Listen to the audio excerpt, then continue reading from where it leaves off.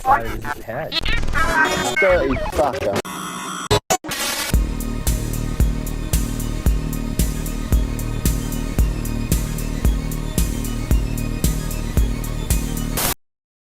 Hey, how the fuck is it going? I recently watched a film called Suburbia, and it is directed by Penelope Spheeris, and it is actually produced by the one and only legendary Roger Corman, which is very interesting, especially for those of you who know who Roger Corman is. I'm not going to really get into that because Roger Corman is like a whole other video in and of himself, so we're going to save that for another time. Today we're talking about the fuck is this movie called? Suburbia. We're going to be talking about Suburbia. So Penelope Spheeris is an interesting filmmaker who actually started off, from what I understand, making music videos since she started a music video company in the 80s. And she's also known for creating a 3-part documentary series called The Decline of Western Civilization, which kind of gave us a very intimate look into the punk scene that was going on in Los Angeles at the time. I haven't seen any of them, so I don't really know, you know, what they're about or who specifically they follow and what music and bands they talk about, but it looks pretty interesting. Perhaps a video I will do on it in the future if you guys are interested. You may not know her name, but you definitely have seen at least one of her movies. She's directed classics such as Wayne's World, the first one at least, The Little Rascals, Black Sheep with Chris Farley, Senseless. But if there's one thing that she is most known for, I would say it is her involvement in the LA punk scene at the time of the 80s. As mentioned, she created that 3-part series, and she also directed this film, which is what we're talking about today, Suburbia. I have the Shout Factory release right here. Yeah, it's pretty cool.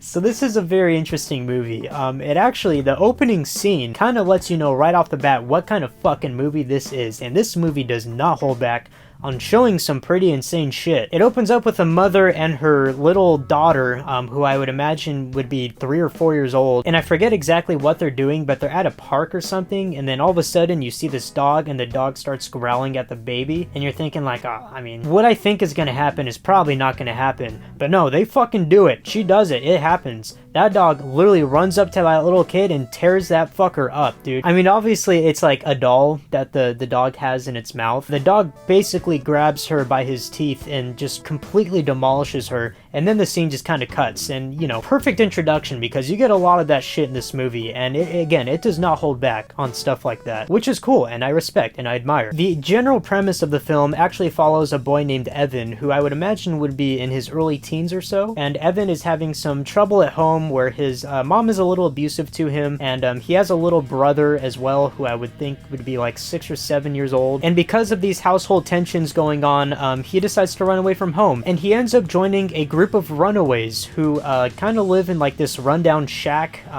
just by themselves. They're orphans basically, but yes, they are all punk kids living the punk lifestyle in the early 80s, and it pretty much just depicts them in their everyday lives as they go to punk shows, just be really rambunctious. They do not abide by social conventions or norms whatsoever, and this is clearly shown by their attitude, their style, their mannerisms, and just, you know, the shit that they're into and the way that they act in front of normal people. But the movie basically follows Evan as he joins this group of runaways, and they basically go out and do a bunch of shit. But the main conflict of the movie is basically a rivalry between these runaways and pretty much the entire society of this suburbia that they are all living in. And yeah, it's a very interesting movie that does a very good job at depicting, you know, the again, the rivalry between the runaways, and this, as the IMDb description calls it, this throwaway society of people trying to get rid of these runaways because they cause a lot of trouble in this town. Evan's mentor in the film, who's basically like the older guy who kind of gets him involved in this group, is a man named Jack Diddley, and yeah, he kind of introduces him to this group, and Evan slowly becomes a part of the group, and later on in the film, Evan actually kidnaps his little brother and basically forces him to join these punk kids as they cause all this havoc in this city. And that's basically the whole movie. I mean, a bunch of shit happens, a bunch of crazy shit happens, as I mentioned in the very beginning, but for those of you who are interested in the movie, I don't want to spoil that for you. But yeah, Suburbia is a very interesting movie, kind of unlike any other coming-of-age movie that I've seen of this type. When making this movie, she wanted it to feel as realistic as possible, and she actually did this by hiring actual punk rockers as opposed to traditional professional actors. which is a very interesting move. So all of the punk kids that you see in this movie, aside from Evan and Jack Diddley, are actual punk rockers. They are not professional actors. They are real, authentic punks that Penelope found at shows and just, you know, cruising around LA. One of the punks in this group is actually none other than Flea, who is the bassist of the band Red Hot Chili Peppers. This is actually his feature film debut, and he plays this really weird dude who has like a pet rat that he carries around. He plays an interesting character. I think he was, shit, how old was he at the time? He was 21 at the time this was filmed, so he was pretty fucking young. And coincidentally enough, I actually looked this up, and the film was released in 1983, which is actually the very first year that the Red Hot Chili Peppers became active. And so yeah, it's interesting that Flea just happened to be one of the punk rockers that she came across, you know, and was basically like, hey, I'm trying to make this movie depicting the ongoing tensions of these LA punk rockers and just, you know, modern society and just how they clash together, and shit goes down, man. Shit goes down for sure. So the movie definitely has that going for it. It feels very authentic, it feels very real and very raw, which I'm almost positive that's exactly the type of thing that she was going for, and she succeeded. However, because these are punk kids and not actors, the acting is at times pretty fucking bad, not gonna lie. It is not very good. You can definitely tell that these are kids who have no experience in acting whatsoever. The delivery in their lines are just very one note, and, you know, just the acting isn't very good, unfortunately. But again, she kind of had to sacrifice that in order to add this sense of realism to the film, trying to depict the LA punk scene. As mentioned, these punk rockers go to a lot of shows, and the movie actually features live performances by the punk bands D.I., T.S.O.L, and the Vandals. All of them perform live in this film, which is kind of cool. So yeah, even these punk bands who were really big at the time have a little cameo in this movie. And the 3 scenes that feature these live performances happen to be like some of the 3 craziest scenes in the film. I don't know, there's a lot of crazy scenes in this film, but the ones in the shows are definitely the most memorable and probably the ones that leave the most impression on you for sure. This movie's fucking nasty. It is nasty. It features a lot of just really gross and unethical, immoral shit. There's a woman who is like groped and stripped down completely nude and is completely humiliated in front of this crowd during one of the live performances of this movie. That's a really hard scene to watch. There's a lot of scenes like that in this movie that are just really hard to watch. And then there's another scene, I think during when T.S.O.L is playing, where a security guard gets stabbed, which is a very intense scene because the punk rockers get into like a little scruffle with these other dudes. The movie's kind of tame as far as like sex and drugs go, but it is very, very violent. As I described, the very opening scene is pretty fucking violent and is kind of funny. Unintentionally, of course. But the scenes that do depict violence are very, very well done. And by that, I mean like when somebody's fighting somebody and they punch them or kick them, it looks and feels very authentic and very real. The violent scenes in here were depicted in such a realistic way that it kind of was very unnerving to watch at times, and even kind of left my jaw on the floor a couple times where I was like, wow, this is nuts. Literally all of them aside from the opening scene, which, you know, when the dog attacks the little girl, there's definitely like a lot of really quick shots where you can see the dog just like tearing up a doll. Like, it's clearly not a girl. That scene came off as a little cheesy. But other than that, like, all the fight sequences and violent sequences in here are pretty gnarly.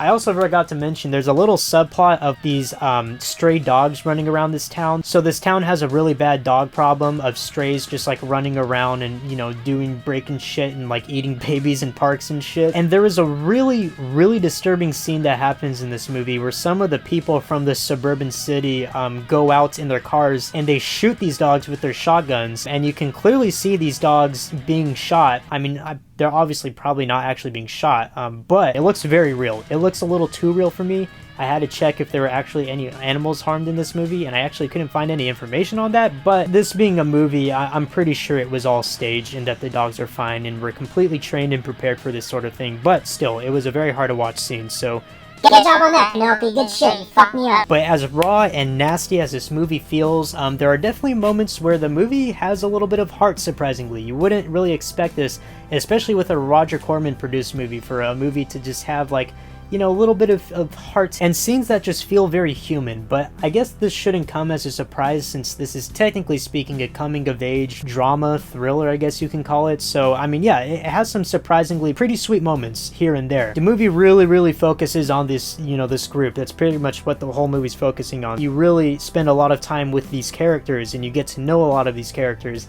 And again, even though they're not the best actors, you still feel for these characters and you have an understanding of what exactly they're going through. room, which is a pretty shitty situation since, you know, all these kids are, you know, like living together in this shack, presumably because, you know, they have come from abusive households or people who just discriminate them because of how different they look and act. And yeah, I'm trying to see what else I can talk about this movie. I don't really know. Oh yeah, I mean, the music is fucking great. Of course, you know, this being a punk movie, it has a lot of punk music in here, but the music's awesome. It has quite a fucking banger of a soundtrack, not gonna lie. And even the live performances were really fucking cool. And I think what makes those live performances so memorable is not only just how well done they are, but because Penelope does a really good job at letting the scene breathe when it comes to these performances. She kind of makes you feel like you're a part of the audience watching this live performance by just letting the camera show these, you know, these bands perform and stuff. It really just kind of lets you sink into the mood of the scene and lets you get absorbed into the scene's atmosphere. And yeah, I really like this movie. I thought it was overall just a really great, well done, coming of age punk rock movie. I would even argue it's about as good as a movie like that can get, aside from the acting, which is really the only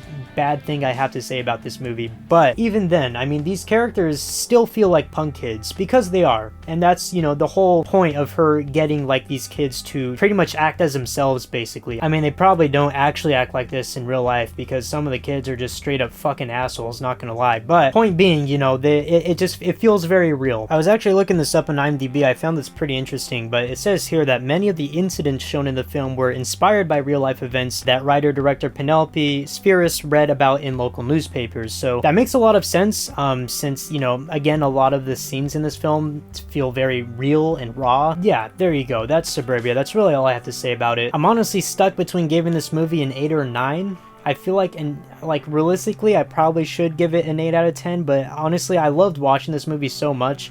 I'm probably going to give it an 8. I'm probably going to give this an 8 out of 10. Really glad I bought it. I actually ended up buying this at Amoeba Records in Hollywood, and it was a movie that I've actually never heard of until I saw it, and it had a very intriguing cover. You know, you got this fucking dude who looks all fucking scary and shit. And I remember just looking at this like, this might be interesting. So I bought it, you know, a complete blind buy. And then I watched it the other day. And yeah, I'm really glad I bought it because it's genuinely like a great movie. And I really enjoyed it. So yeah, if this movie sounds like it's right up your alley, definitely check it out. Suburbia. It's cool shit. That's all I have for you guys today. That's all for today's video. Thank you for watching. Stay tuned for more videos in the future, and I will see you guys later. Bye.